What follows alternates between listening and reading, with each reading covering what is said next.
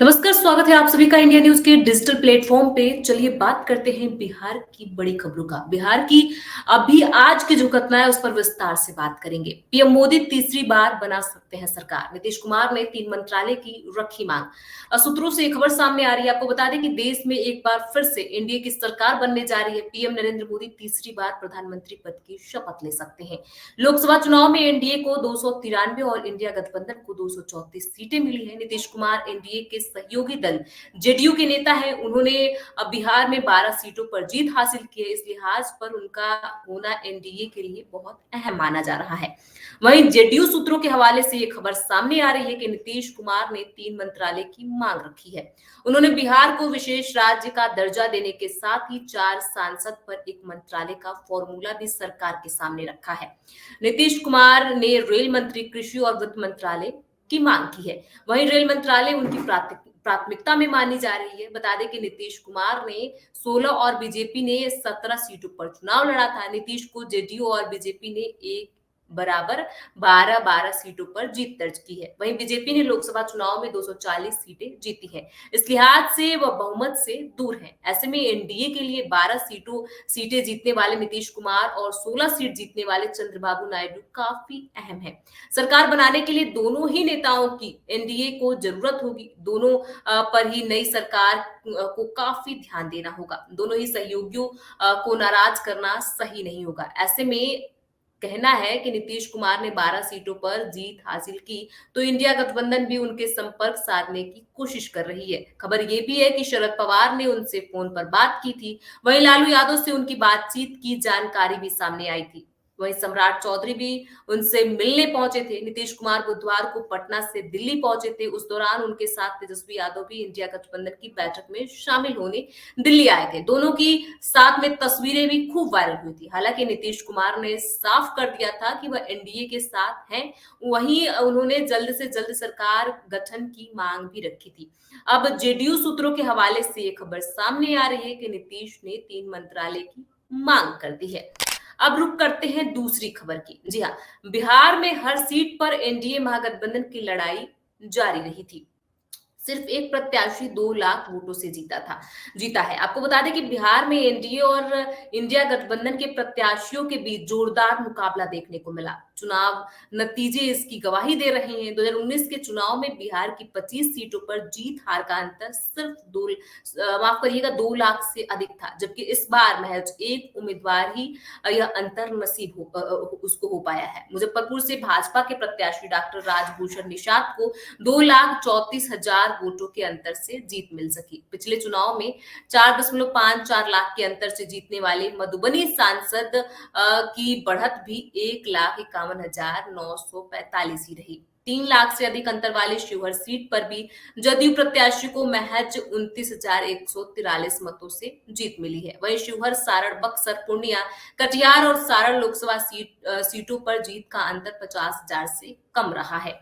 9 उम्मीदवारों को 50,000 से 1 लाख वोटों के अंतर से जीत मिली है। पिछली बार झंझारपुर से जदयू के रामप्रीत मंडल ने राजद के गुलाब यादव को 3,22,951 मतों से हराया था।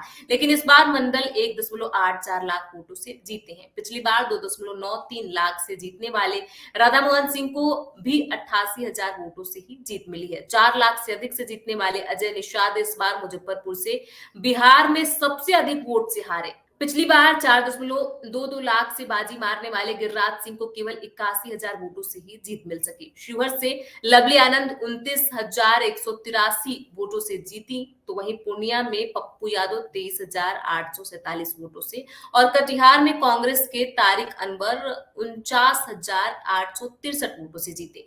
पिछली बार सारण में 1,38,000 से जीत दर्ज करने वाले राजीव प्रताप रूडी की अगर बात करें तो राजीव प्रताप रूडी सबसे कम 13,661 वोटों से जीत सके हैं।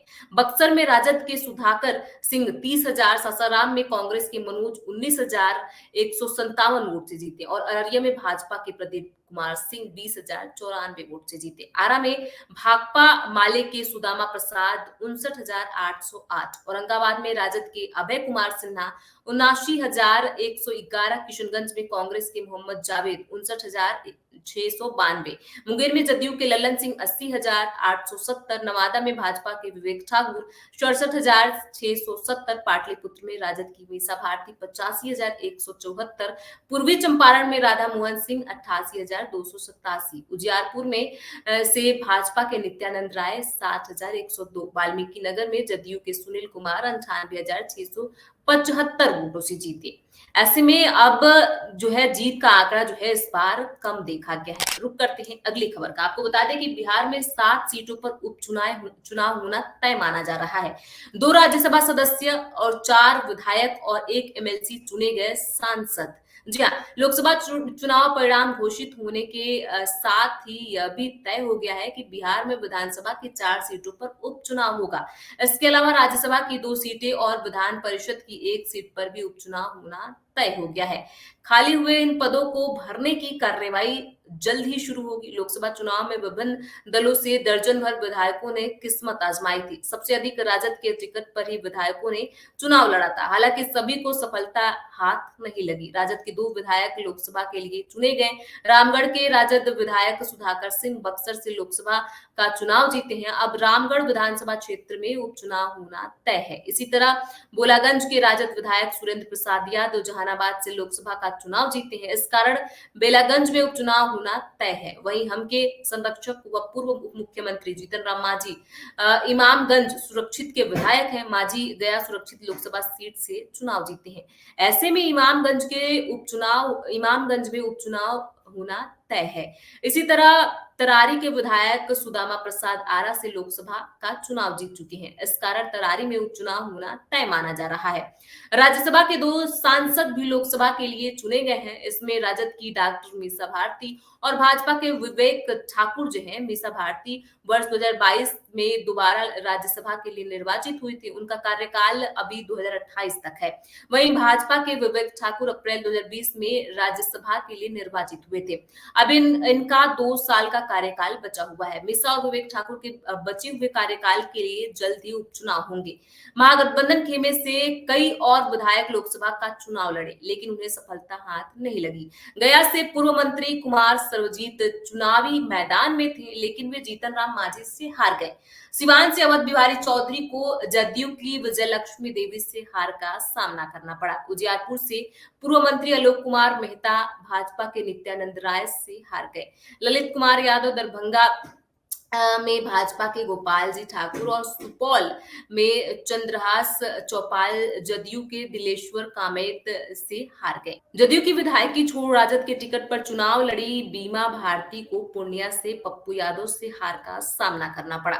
भागलपुर से चुनाव लड़ने वाले कांग्रेस के अजित शर्मा को जदयू के अजय मंडल ने हरा दिया। नालंदा से भाकपा माले विधायक संदीप सौरभ जदयू के कौशलेंद्र कुमार से हार गए। विधान परिषद के सभापति देवेश चंद्र ठाकुर भी सीतामढ़ी से लोकसभा के लिए चुने गए हैं। वे तिरहुत स्नातक निर्वाचन क्षेत्र से 2020 में विधान परिषद बने थे। बाद के दिनों में वे विधान परिषद के सभापति बने। इनका कार्यकाल नवंबर 2026 तक है। इनके लोकसभा सदस्य निर्वाचित होने के कारण तिरहुत स्नातक निर्वाचन के लिए उपचुनाव होगा। इसके अलावा विधान परिषद को नए सभापति भी मिलेंगे। अब रुक करते हैं अगली खबर का। आपको बता दें कि पटना से बक्सर तक अचानक बदला मौसम, तेज आंधी के साथ बारिश।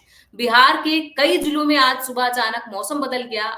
जब तेज आंधी के साथ बारिश हुई। मौसम विभाग ने अगले 3 से 4 घंटे तक तेज हवाओं के साथ बारिश और वज्रपात की संभावनाएं जताई है। पूर्वी चंपारण, सारण, सीतामढ़ी, शिवहर, मुजफ्फरपुर, वैशाली, पटना, भोजपुर, बक्सर जिले में अगले 3 घंटे में आंधी के साथ बारिश होने की संभावनाएं जताई गई है। वहीं पटना में आज सुबह से मौसम सुहाना दिखाई दे रहा है। तेज आंधी के चलते दिक्कतों का भी सामना करना पड़ रहा है। बक्सर में भी सुबह से तेज आंधी चली। वहीं गुरुवार तक दिन में मौसम के तेवर तल्ख रहे। राज्य के अधिकतर जिलों में अधिकतम तापमान में 2 से 4 डिग्री तक का इजाफा हुआ है। उत्तर पश्चिमी, उत्तर मध्य और दक्षिण मध्य भाग में गर्म और आर्द्र मौसम रहा। इससे पसीने वाली गर्मी को लोगों को झेलना पड़ा। पटना में भी उमस भरी गर्मी की स्थिति बनी रही। फिलहाल बारिश का कोई मजबूत सक्रिय सिस्टम सूबे में नहीं है। ऐसे में उत्तर बिहार के कुछ जिलों को छोड़कर 8 जून तक कमोबेश ऐसी ही हालत रहेंगे। उत्तर बिहार के कुछ जिलों में आंशिक बारिश के आसार, उत्तरी भाग में सहरसा, बांका, जमुई, भागलपुर, मुंगेर, कटिहार, पूर्णिया, मधेपुरा, सुपौल, अररिया, किशनगंज, मधुबनी जिले नगर तड़क के साथ तेज हवा के साथ हल्की बारिश भी हुई। वहीं पूर्वी चंपारण, सुगौल नगर में बीती रात आई तेज आंधी में पेड़ गिरने से घर में सोई महिला की मौत हो गई। वहीं 7 गंभीर रूप से घायल हो गए। मिली जानकारी के अनुसार तेज आंधी के कारण करीब 100 साल पुराने विशाल पेड़ गिरने से 3 घर जो है वो ध्वस्त हो गए। पटना में 2 घर में सोए सभी लोग चोटिल हो गए हैं, जबकि तीसरे घर में कोई भी नहीं था।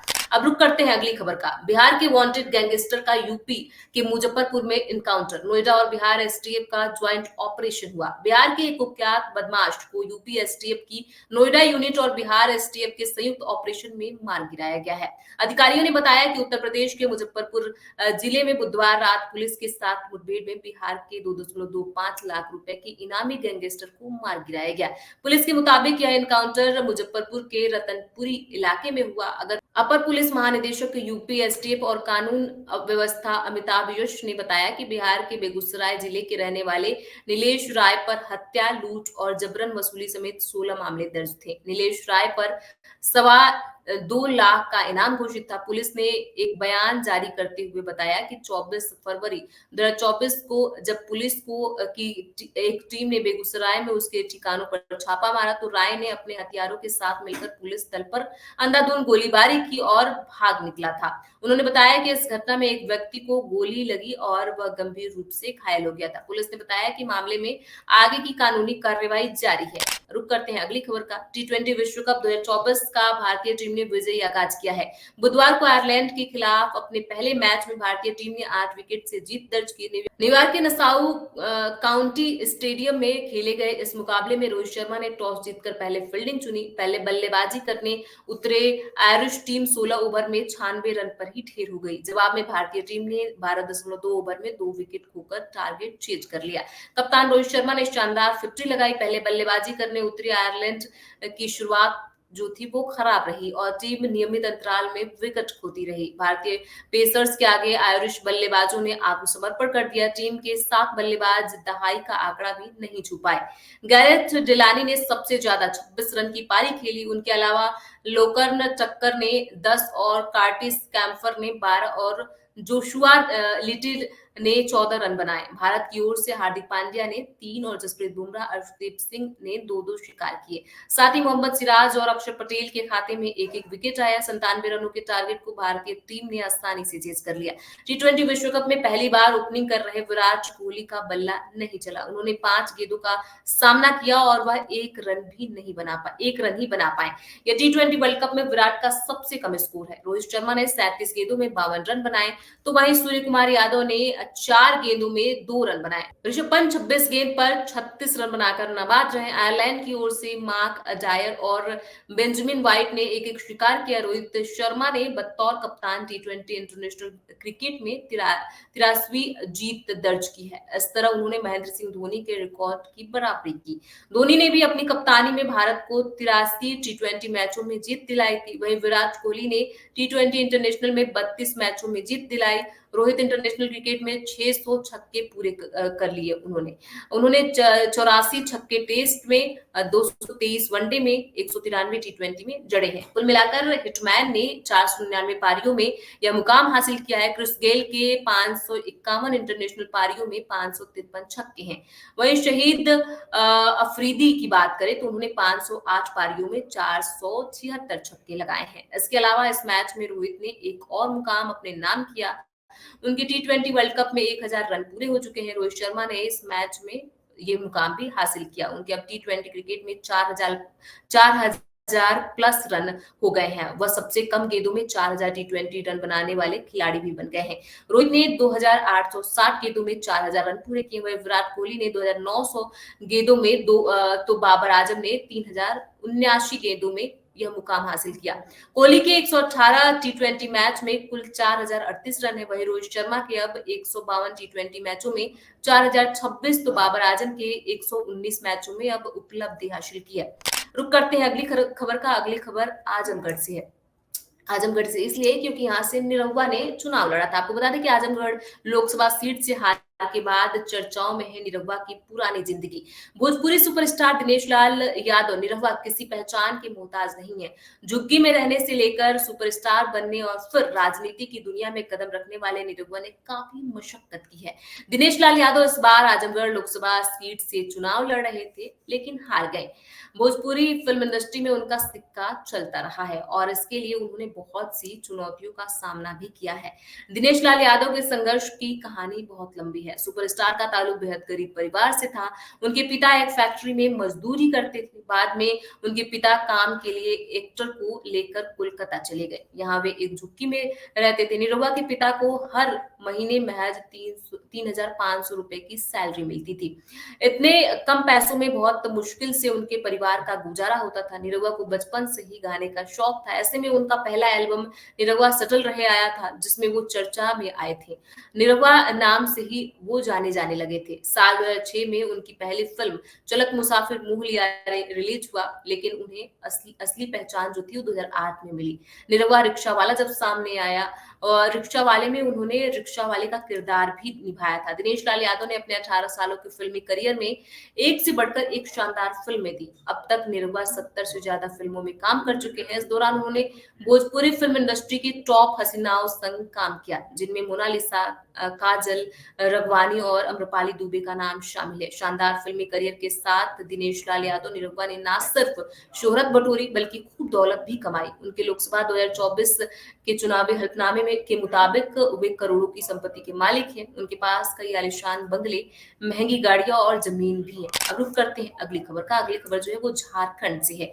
दुमका जो झारखंड की एक सीट है वो लोग चर्चाओं में आ गई है। दुमका लोकसभा क्षेत्र झारखंड का महत्वपूर्ण सीट माना जाता है। इसे जेएमएम का गढ़ भी माना जाता है। यही कारण है कि झारखंड की सत्ताधारी दल जेएमएम के संस्थापक दिशोम गुरु शिबू सोरेन की प्रतिष्ठा यहाँ दांव पर लगी थी, क्योंकि यहाँ से एक तरफ जहां खुद शिबू सोरेन की बड़ी बहू सीता सोरेन बीजेपी के प्रत्याशी के रूप में परिवार के खिलाफ मोर्चा खोल रखी थी। सीता सोरेन को परिवार से बगावत कर बीजेपी में जाने का कोई फायदा नहीं हुआ। माना जा रहा था कि सोरेन परिवार के झगड़े जो है उसका नतीजा प्रभावित कर सकते हैं, लेकिन ऐसा नहीं हुआ। वहीं दूसरी तरफ पहली बार ऐसा हुआ है कि जेएमएम ने सोरेन परिवार से बाहर के किसी व्यक्ति को दुमका में प्रत्याशी बनाया है। जेएमएम ने इस बार नलीन सोरेन को प्रत्याशी बनाया था। नलीन ने सीता सोरेन को कड़ी टक्कर दी और पाला अपने पक्ष में कर लिया। परिवार से बागी हुई शिबू सोरेन की बड़ी बहू सीता सोरेन ने ही जेएमएम को चुनौती दे रखी थी। सीता की नाराजगी की वजह से पारिवारिक झगड़ा जो जाहिर हो गया था। इसके बावजूद सीता सोरेन को परिवार से बगावत का कोई फायदा नहीं हुआ।